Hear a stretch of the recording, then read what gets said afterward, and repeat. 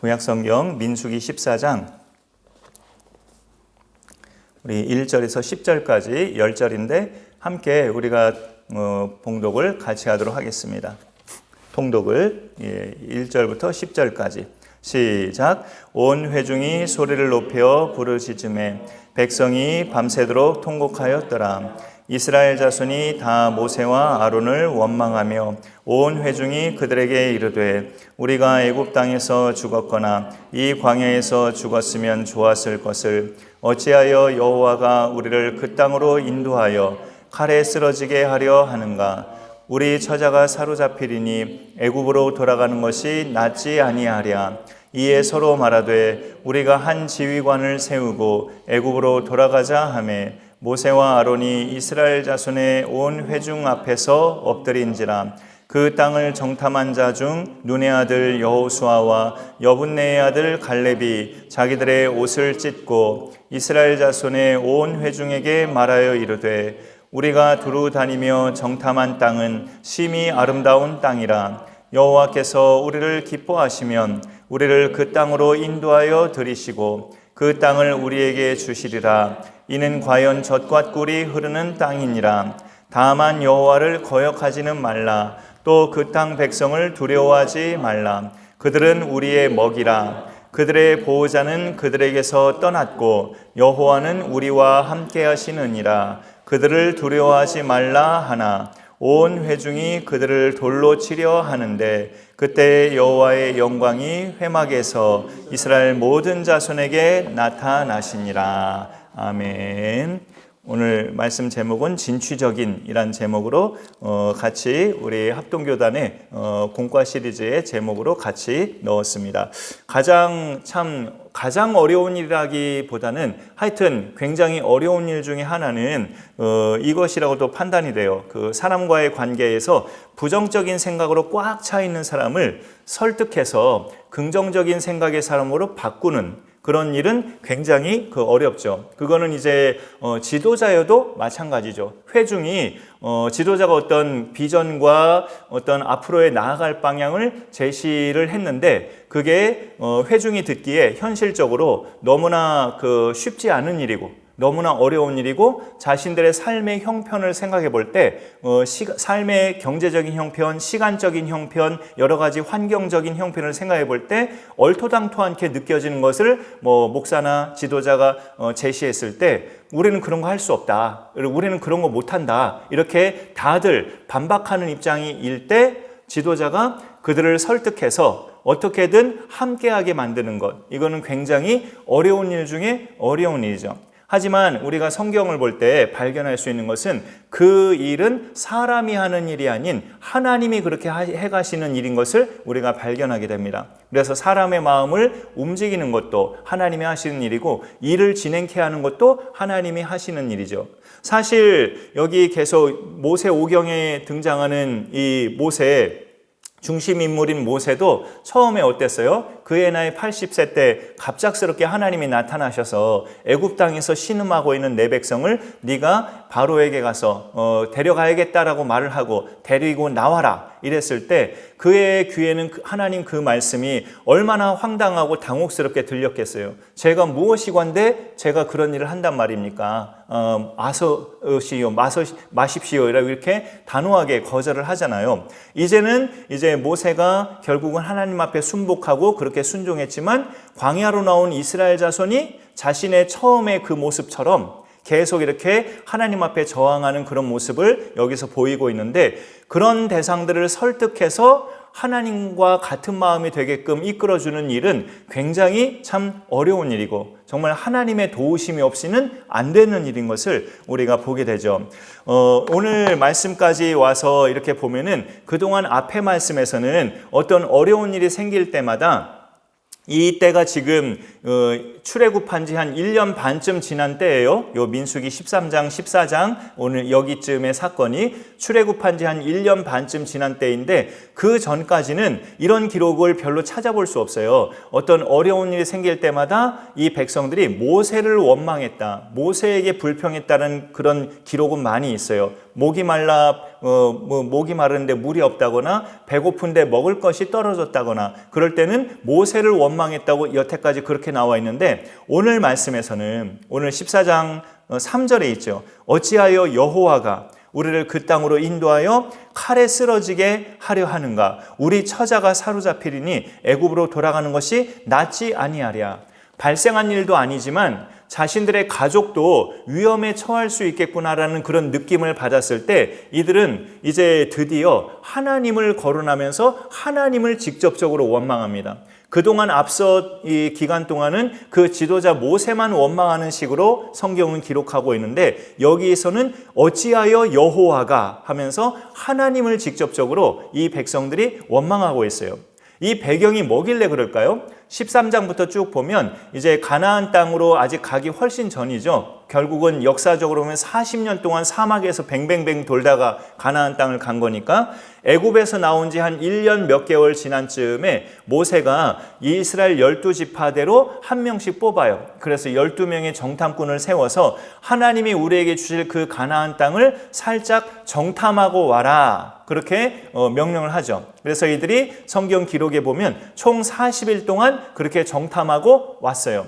정탐하고 왔을 때 이들의 보고는 어땠습니까? 과연 하나님의 말씀대로 그 땅은 심이 좋고 젖과 꿀이 흐르는 땅이고 정말 포도송이도 아주 거대하고 정말 좋은 땅이었다. 그렇게 보고를 하지만 그 뒤에 것이 이제 문제가 됐죠. 그런데 그 땅은 성벽도 우람하고 굉장히 단단하고 그리고 그 땅에 사는 거주민들을 보니까 우리하고는 덩치가 비교가 안 된다. 거인 족속들도 있고 아낙 자손 또 아말렉 자손도 있고 네피림의 후손들도 그 땅에 있고 여러 가지 잡다한 말을 하면서 그들의 어떤 강력한 그런 외적인 모습과 또 강력한 무너지지 않을 것 같은 그 단단한 성벽들 이런 것들을 볼 때 우리는 그들 앞에서 메뚜기지 그들을 못 이긴다. 이렇게 12명의 정탐꾼 중에서 10명이 완전 부정적인 보고를 하죠.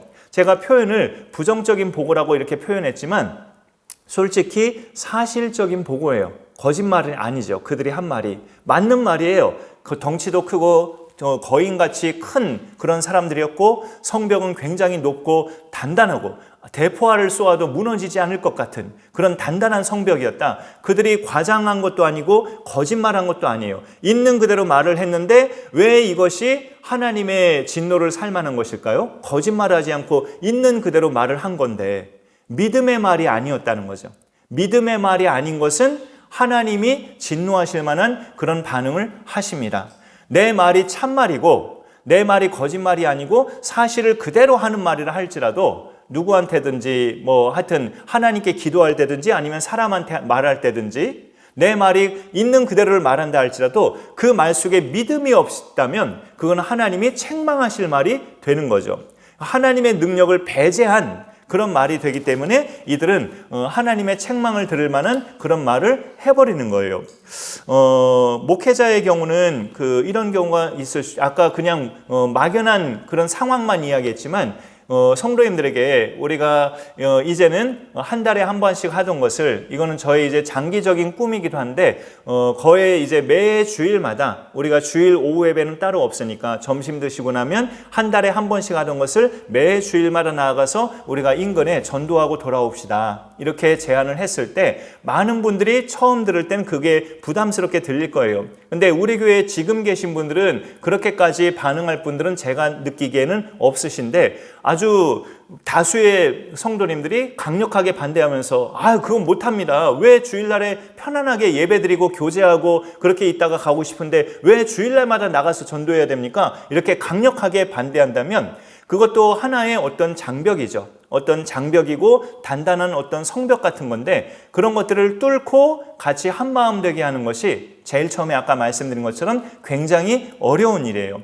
하나님의 도우심 없이는 사실상 불가능한 일이죠. 그리고 다른 예를 든다면 재정적으로 형편이 어렵지만 교회의 어떤 행사를 반드시 행해 나가야 될 그런 행사가 있을 때, 또 마음속에 누군가를 돕고자 하는 마음이 계속 이렇게 마음속에서 사라지지 않을 때, 그거는 성령께서 주시는 생각일 수 있죠. 어떤 사람을 볼 때마다 내가 돕고 싶은데 도와야 되는데 이런 생각이 계속 끊어지지 않고 맴돌 때, 근데 나도 형편이 안 좋을 때, 그런 것들도 경제적인 형편의 어려움도 굉장한 하나의 성벽이고 장벽이란 말이에요. 그럴 때 우리는 사실 그대로를 말할 수 있죠. 지금 죄송한데 저도 형편이 안 좋아서요. 이렇게 하면서 거절할 수도 있고, 누가 상대가 직접 만약에 요청한다면 또 목회자도 성도들에게 우리가 해마다 어떤 이런 초청 행사, 전도 행사를 해왔지만 올해는 재정 형편이 어려워서 그냥 하지 않겠습니다. 이렇게 선언하면 성도님들은 그런가 보다라고 받을 수 있겠죠. 하지만 그런 말을 하는 목회자는 뭔가 그게 사실적인 말이라 할지라도 굉장히 다분히 믿음 없는 말일 수 있죠. 성경을 보면 교회가 어떤 일을 하실 때 하나님이 제일 기뻐하시는가가 있거든요. 교회가 하는 일 중에 하나님이 제일 기뻐하시는 일은 잃어버려진 영혼들을 데려오는 일이거든요. 그런 것들을 볼 때 재정의 형편이 어떠하든가 교회는 그것을 쉼없이 해갈 때 하나님이 그 교회를 도와주시거든요. 그런 것을 볼 때 형편이 어렵다고 올해는 안 하겠습니다 이렇게 해버리면 사실 그대로를 말한 거지만 믿음 없는 말을 한 거죠. 믿음 없는 말. 믿음 없는 말을 할 때 하나님도 일을 안 하시는 거예요. 그러면 너는 나에 대한 믿음이 없으니 너를 통해서는 네가 믿음 없는 기간 동안은 나도 너를 통해서는 일 안 하겠다. 하나님이 그러실 수 있단 말이죠. 그래서 어떠한 형편에 있든지 바울이 자족하기를 배웠느니라는 그 말씀처럼 어떠한 형편에 있든지 하나님의 일은 멈추지 않는 것이 믿음의 사람의 삶이다 라는 것을 볼 수 있습니다. 그 바울이 옥중에서도 간수들에게나 동료 죄수들에게 복음 전하는 것을 멈추지 않았던 것처럼 감옥에 있다고 복음을 못 전하겠느냐, 이 간수들하고 동료 죄수들에게 전하면 되지 라고 하면서 복음 전하는 일을 멈추지 않았을 때 하나님은 바울을 돕는 경제적인 손길도 붙여주시고 에바브로디도도 붙여주시고 빌립보 교회도 다시 붙여주시고 이런 은총을 베풀어 주시는 거예요. 여호수아와 갈렙이 오늘 말씀에서는 유일하게 이 두 사람이 그런 믿음의 반응을 합니다. 여호수아와 갈렙은 오늘 말씀해 보니까 이런 표현을 좀 쓰고 있어요. 다른 것도 다 눈에 들어온 표현이지만 8절에 보면 여호와께서 우리를 기뻐하시면 우리를 그 땅으로 인도하여 들이실 거다. 여호수아와 갈렙의 그 말이에요. 12명의 정탐꾼 중에서 딱 이 두 사람이 믿음의 말을 하는 거예요. 하나님이 우리를 기뻐하시면 그 땅의 성벽이 아무리 크고 단단해도, 그 땅의 사람들이 아무리 거인족속같이 우리가 메뚜기만큼 보일 만큼 우리 자신이 약해 보인다 할지라도 하나님이 우리를 기뻐하시면 우리를 그 땅으로 인도하여 들이실 것이다. 믿음의 말을 한 사람이 여호수아와 갈렙이었어요. 근데 이 표현이 눈에 들어오더라고요. 하나님이 우리를 기뻐하시면 우리가 너끈히 그 땅을 들어갈 수 있다. 그들을 물리치고 정복할 수 있다라는 건데, 하나님이 우리를 기뻐하시나 안 기뻐하시나? 그런 궁금증이 있다면 요 이스라엘 백성을 기준으로 놓고 볼 때 여태까지 하나님이 하신 일, 하나님이 해주신 일을 떠올리면 금방 알 수 있어요. 이들이 애굽을 탈출하기까지 그 신음소리를 하나님이 들으시고 모세를 세우셔서 계속 바로를 찾아가게 하시고, 그 바로가 말을 안 들으니까 아주 무서운 10가지 재앙을 그 애굽 땅에 퍼부으시고, 그리고 마지막 10번째 장자의 죽음은 이스라엘 자손의 집안은 미리 양을 잡게 해서 다 문설주에 양의 피를 바르게 해가지고 이스라엘 자손의 장자들은 죽이지 않으시고, 그리고 그 밤에 무사히 다 애굽을 나오게 하시고, 바로가 최후로 또 강팍해져서 군사들을 이끌고 그들을 추격할 때 앞에 홍해까지 열으셔서 그 홍해를 마른 땅으로 건너게 하시고, 그 군대들은 다시 바닷물을 닫으셔서 홍해에서 다 수장되게 하시고, 이런 하나님의 행하신 이적과 기사를 볼 때 이 하나님께서 이스라엘 자손을 기뻐하신 거였기 때문에 이런 일을 하신 거 아니겠어요? 이 이스라엘 자손을 하나님이 기뻐하지 않고 자식처럼 여기지 않고 싫어했다면 어떻게 하나님이 이런 은혜의 그런 기적들과 많은 사건들을 이제까지 해오셨겠느냐 말이죠.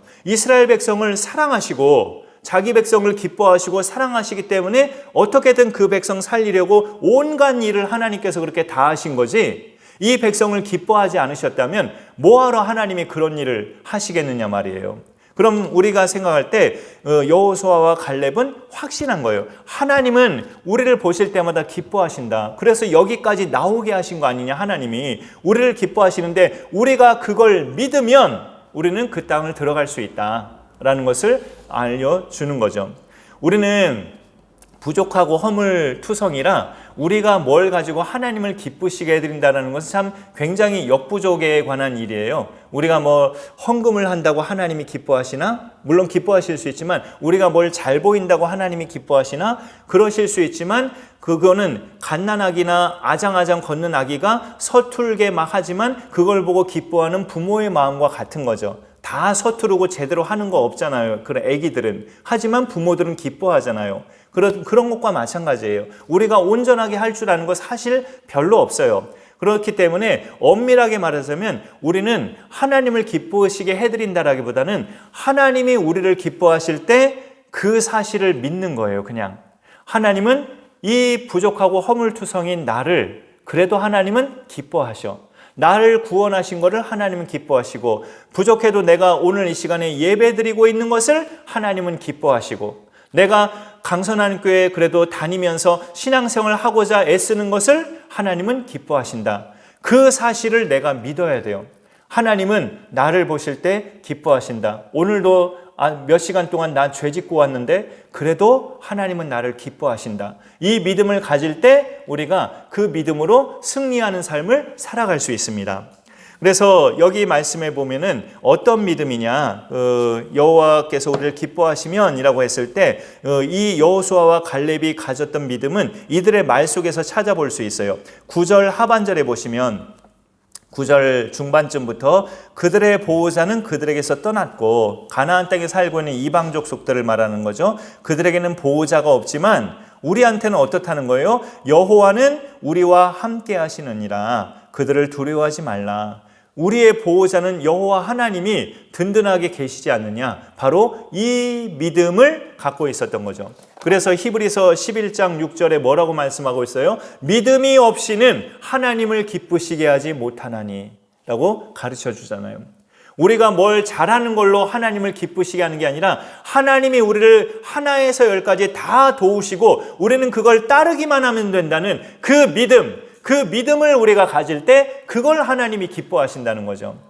네가 나에게 뭘 많이 가져와봤자 뭘 얼마나 많이 가져오겠느냐. 하나님은 오히려 그거를 막으실 수도 있어요. 내 형편을 헤아리시고 아신다면. 하지만 하나님의 도우심을 절대적으로 신뢰하는 그 믿음은 하나님이 제일 기뻐하시는 그런 모습이라는 걸 성경을 통해서 우리가 알 수 있게 됩니다.